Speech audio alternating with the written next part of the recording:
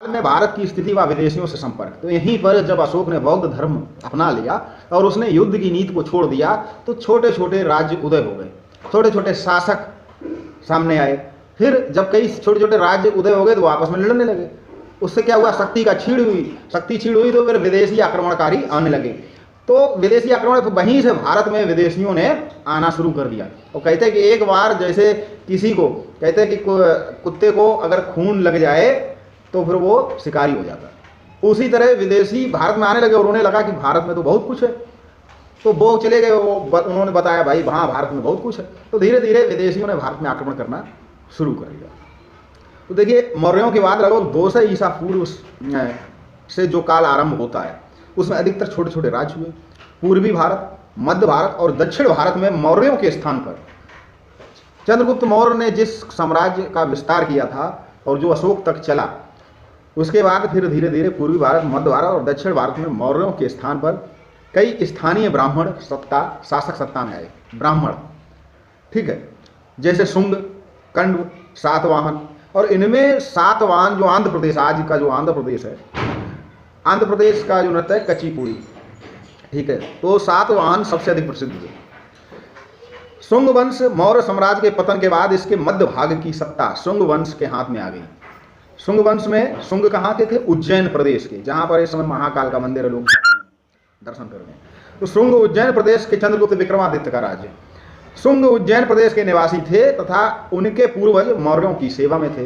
तो जो उनके बाप दादा मौर्यों की सेवा करते तो अब उनका शासन हो गया। इस वंश का संस्थापक पुष्यमित्र शुंग था, जो अंतिम मौर्य सम्राट बृहदत्त का सेनापति था, बृहद्रथ का, और उसी ने बृहद्रथ की हत्या की थी, मौर्य वंश के अंतिम शासक, और उसने शुंग वंश की स्थापना की।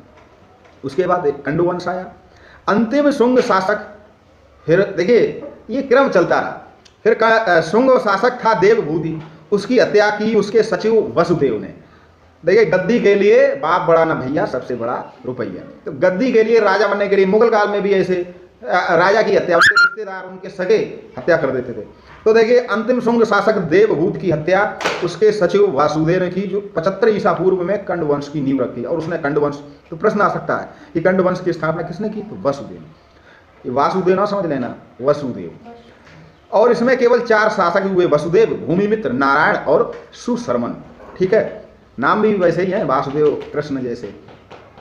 फिर अंतिम शासक सुशर्मन की हत्या 30 ईसा पूर्व में सिमुक द्वारा की गई, और सिमुक ने सातवाहन वंश की स्थापना की। तो सातवाहन वंश 30 ईसा पूर्व से 203 ईस्वी तक चला, ईसा पूर्व से ईस्वी तक। और इस वंश का संस्थापक सिमुक था। उसके उत्तराधिकारियों ने अपने पराक्रम से एक विशाल राज्य की स्थापना की, और इसके शासकों ने अभिलेखों एवं सिक्कों पे अपने नाम तथा अपनी माता का नाम अंकित कराया। देखिए हमारे यहाँ कैसी सत्ता है? पितृ सत्तात्मक, यानी कि बाप का नाम बच्चे को मिलता है। जैसे तुम्हारे पिताजी का जो जाति है वही बच्चे को मिलती है। लेकिन कभी हमारे देश में मात्र सत्तात्मक सत्ता भी रही है, ठीक है। हड़प्पा संस्कृति थी, वो मात्र सत्ता थी। तो माता का नाम बच्चे के साथ जोड़ा जाता था। तो इस वंश का संस्थापक सिमुक था, और माता का नाम भी अंकित करा। इस वंश के शासक वैदिक धर्म के अनुयायी, हम अपना नाम कापी में लिखते हैं तो क्या लिखते हैं? अपना नाम, सन ऑफ या डॉटर ऑफ, पापा का नाम लिखते हैं। उन लोगों ने क्या किया? अपनी माँ का नाम लिखवाया। इस वंश के शासक वैदिक धर्म के अनुयायी थे, और इन्होंने सभी धर्मों के प्रति समान दृष्टिकोण अपनाया। बौद्ध भिक्षुओं को भी भूमि तथा ग्राम दान में दिए। तो देखिए सबसे अच्छा धर्म, अच्छा कहें यहाँ पर, जो दूसरों को भी पूरी सहूलियत देता है, और बाकी धर्म जो है वो अपने धर्म विस्तार का काम करते हैं। लेकिन हिंदू जो वैदिक धर्म था वो दूसरे धर्मों का भी सम्मान करता था, उनको भी भूमि देता था, उनके भी जो है पूजा स्थल बनवाता था, दान। इसी समय पत्थर की ठोस चट्टानों को काटकर चैत्यों और विहारों का निर्माण हुआ, और इनमें कारले का चैत्य मंडप प्रसिद्ध है। तो ये जो शासक हुए शुंग वंश, कंडु वंश और सातवाहन वंश, और सभी पिछले शासक की हत्या करके ही सत्ता में आए। तो ये था मौर्यों के बाद भारत की स्थिति। कहाँ की? देखो मध्य भारत की, ठीक है। अब हम लोग पश्चिमोत्तर भारत, और इसको हम फिर कल पढ़ेंगे, ठीक है।